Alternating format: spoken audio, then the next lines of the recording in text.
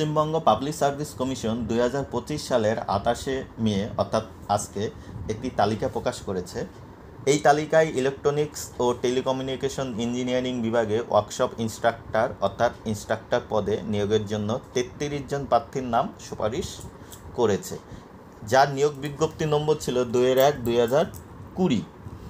মোট শূন্যপদ ছিল 35টি, যার মধ্যে সাধারণ অর্থাৎ আনরিজার্ভ 17টি, ওবিসি এর জন্য ছিল 3টি, ওবিসি বি এর জন্য ছিল 3টি, আর তপশিলি জাতি অর্থাৎ এসসির জন্য ছিল 8টি, আর তপশিলি উপজাতি অর্থাৎ এসটির জন্য ছিল 2টি, আর এমএসপি অর্থাৎ মেরিটোরিয়াস স্পোর্টসম্যানে ছিল 1টি, আর পিডি অর্থাৎ দৃষ্টিহীন বা কম দেখতে পান এমন প্রার্থীদের মধ্যে ছিল 1টি।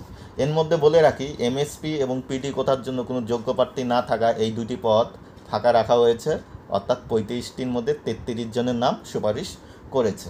কমিশন জানিয়ে দিয়েছে প্রার্থীদের জন্য আলাদা কোনো চিঠি পাঠানো হবে না। তো আমি এখানে আরেকটা জিনিস তোমাদেরকে বলে রাখি যে এর পরবর্তীকালে যে প্রসেসগুলো রয়েছে সেটা হচ্ছে ডকুমেন্টস ভেরিফিকেশন, তারপরে পুলিশ ভেরিফিকেশন, তারপরে হচ্ছে মেডিকেল টেস্ট, যেটা আমাদের কারিগরি দপ্তরের থেকে সম্পন্ন করা হবে। পরবর্তীকালে কারিগরি দপ্তর তোমাদেরকে চিঠি বা মেল বা ফোনের মাধ্যমে জানিয়ে দিবে কবে ডকুমেন্টস ভেরিফিকেশন হবে, তারপরে তোমাদের পুলিশ ভেরিফিকেশন এবং মেডিকেল হয়ে যাওয়ার পরে তোমাদের রেসপেক্টিভ পলিটেকনিকগুলোকে জয়েনিং দিয়ে দেবে। থ্যাংক ইউ পুরো ভিডিওটা দেখার জন্য। পরবর্তী কোনো আপডেট পেতে গেলে অবশ্যই চ্যানেলটি সাবস্ক্রাইব করে পাশে থাকা বেল আইকনটি অন করে রাখবে।